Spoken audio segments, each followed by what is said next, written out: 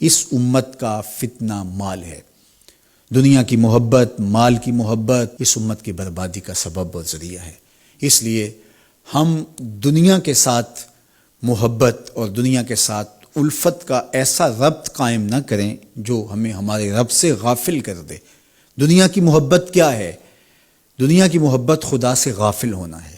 اگر کوئی بندہ خدا سے غافل نہیں ہے تو یہ دنیا کی محبت نہیں۔ جیب میں پیسوں کا ہونا یہ دنیا کی محبت نہیں، دل میں ہونا دنیا کی محبت ہے۔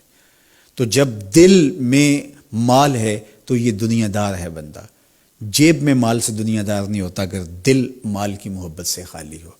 تو ہم اپنی ضروریات کے لیے کاروبار کریں، امور دنیا میں آئیں اور اللہ کی مخلوق کو نفع پہنچائیں، آسودہ اور خوشحال زندگی بسر کریں، لیکن ہمارا مقصود صرف اللہ کی رضا اور اس کی خوشنودی کو حاصل کرنا ہو۔ اگرچہ امت کا ایک کثیر طبقہ پورا دنیا دار بن گیا ہے، لیکن اس کے باوجود بھی امت کے ایسے افراد آج بھی موجود ہیں جن کا مطمع نظر آخرت ہے، جو اللہ کے لیے جیتے ہیں، اللہ کے لیے مرتے ہیں۔ رضا الہی ان کا مقصود ہے، ان کی منشا اللہ کو راضی کرنا ہے۔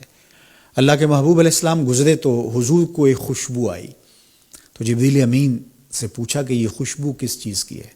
تو کہا یہ ماشطہ بنت فرعون کی خوشبو ہے۔ فرعون کی بیٹی کو ایک خاتون کنگھی کیا کرتی تھی، بناؤ سنگار کیا کرتی تھی۔ ایک دن اس کے ہاتھ سے کنگھی گر گئی تو اس نے کنگھی پکڑتے ہوئے کہا کہ اللہ کے نام سے برباد ہو فرعون۔ تو اس نے کہا کہ کیا میرے باپ کے علاوہ بھی کوئی معبود ہے؟ اس نے کہا کہ معبود برحق تو وہ ہے اور وہی سچا معبود ہے۔ تو جب فرعون کو پتہ چلا تو اس نے اس کے پورے خاندان کو اذیتوں میں مبتلا کر دیا۔ 2 اولادیں تھی اس کی اور ایک شوہر تھا، تو اس کو ایک کڑاہے کے اندر تیل ڈال کر کے اس نے اس کے بچے کو ڈالا، پھر دوسرے بچے کو ڈالا۔ یہ ایک ماں کے لیے کتنا سخت ہوتا ہے۔ ماں کا دل تھوڑا ڈولنے لگا تو بچے نے وہاں سے آواز دی کہ امی حق پر مستقیم رہنا، تو سچائی پر ہے، تو حق پر ہے۔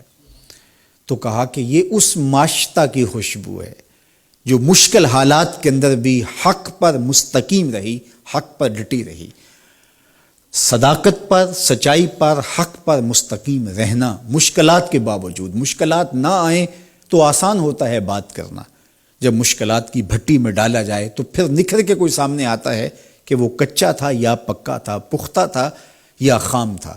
تو اللہ نے اس کی آزمائش کی تو وہ اتنی پختہ نکلی، اور اس کے بچوں سے اللہ نے اس کی مدد بھی فرمائی، اور اس کو آگ میں ڈال دیا گیا، اس کی ہڈیاں اور اس کا گوشت الگ الگ ہو گیا، لیکن اس کے باوجود اس نے اللہ کا مبارک نام نہیں چھوڑا۔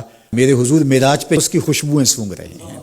تو جو صداقت کی راہوں کے مسافر ہوتے ہیں ان کی خوشبوئیں کبھی ماند نہیں پڑتی، اور ان کی مہک صدیوں گزرنے کے بعد بھی آتی ہے۔ اس لیے ہمارے آقا و مولا نے ہمیں یہ بات بتا کر کے ہمیں حق پر قائم رہنے کی تلقین فرمائی ہے اور سچائی پر قائم رہنے کا سبق دیا ہے۔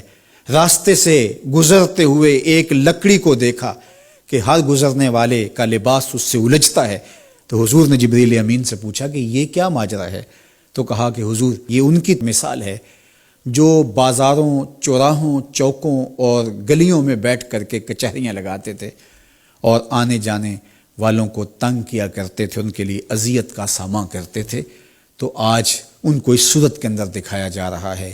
مخلوق خدا کے لیے راستے کو کشادہ کیجئے، راستوں کو روک کر کے نہ بیٹھیے، اپنی گاڑی کھڑی کر کے خام خواہ لوگوں کے لیے اذیت کا سامنا نہ کیجئے۔